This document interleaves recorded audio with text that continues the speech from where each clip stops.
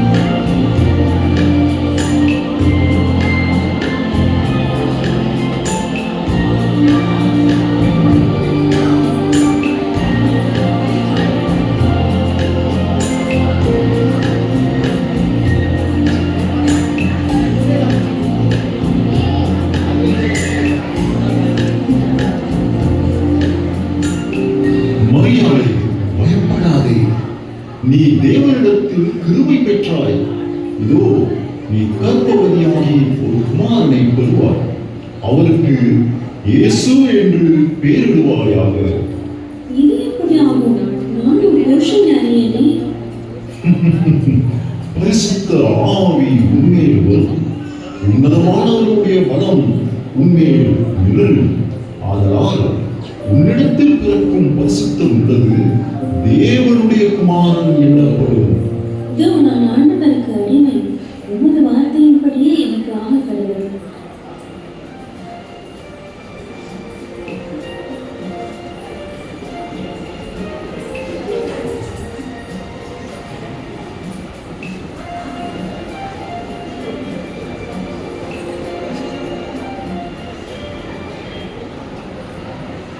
யோசேப்பும் மரியாளும் கூடி வரும் முன்னே மரியாள் பரிசுத்த ஆவியால் கர்ப்பவதியானாள் என்று காணப்பட்டு அவள் கணவனாகிய யோசேப்பு அவளை தள்ளிவிட மனதாயிருந்தார்.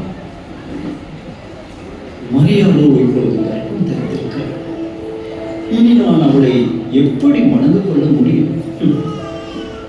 மரியாளை அவமானப்படுத்துவதற்கு மனதில்லை. ரகசியமாக அவளை தள்ளிவிட வேண்டியதுதான். சரி, சற்று நேரம் ஓய்வெடுத்து காலையில் என்ன செய்யலாம் என்று சிந்திக்கலாம்.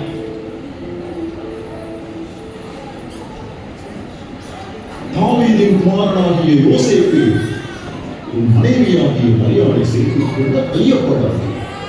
அவரிடத்தில் உற்பத்தியாயிருக்கின்றது பரிசுத்த ஆவியினால் உள்ளார். அவள் ஒரு குமாரனை பெறுவாள். அவருக்கு இயேசு என்று பெயரிடுவாய். ஏனெனில் அவர் தமது ஜனங்களின் பாவங்களை நீக்கி அவர்களை ரட்சிப்பார். நமது அடிமை உங்கள் வார்த்தையின்படியே எனக்கு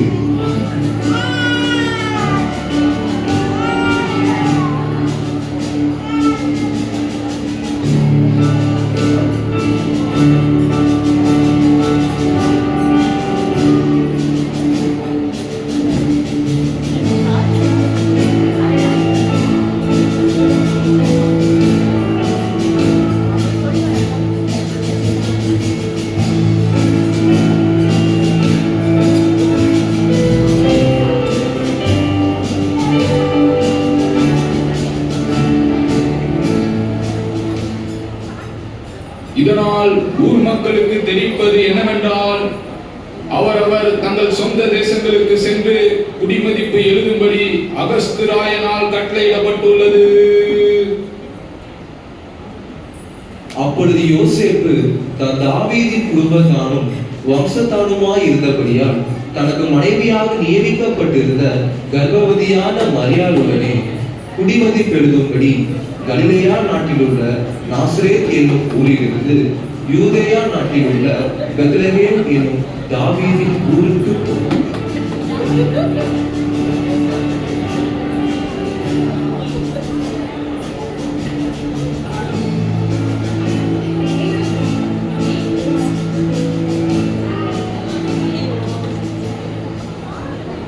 இயேசு கிறிஸ்துவின் பிறப்பு அவருடைய வாழ்க்கையின் ஆரம்பம் அல்ல.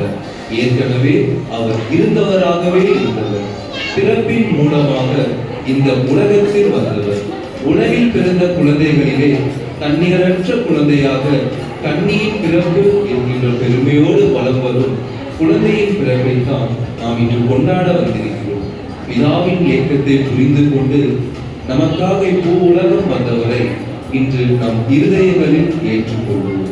நமக்காக பூமி வந்தவரை, நமக்காக தம்மையே தந்தவரை வாழ்த்துவோம், வணங்குவோம்.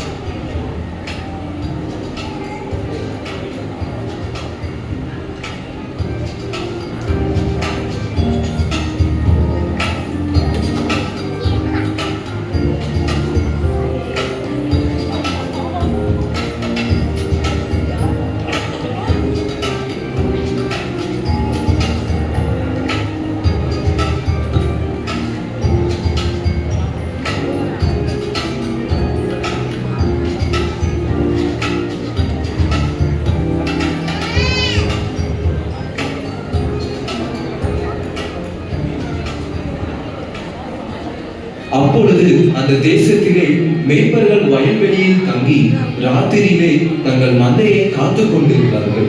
அவ்வேளையில் கர்த்தருடைய தூதன் அவர்களிடத்தில் வந்து நின்றார். கர்த்தருடைய மகிமை அவர்களை சுற்றிலும் பிரகாசித்தது.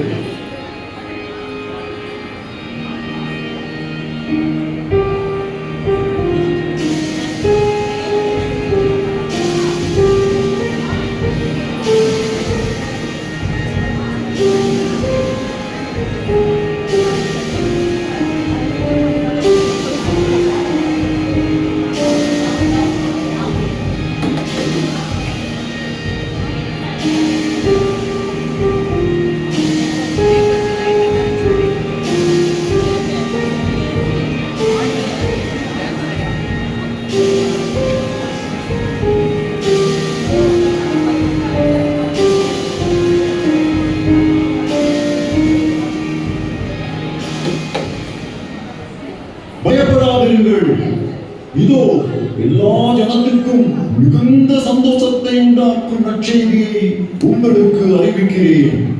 இன்று கர்த்தராகிய கிறிஸ்து என்னும் இரட்சகர் உங்களுக்கு தாவீதின் ஊரிலே பிறந்திருக்கிறார். பிள்ளையை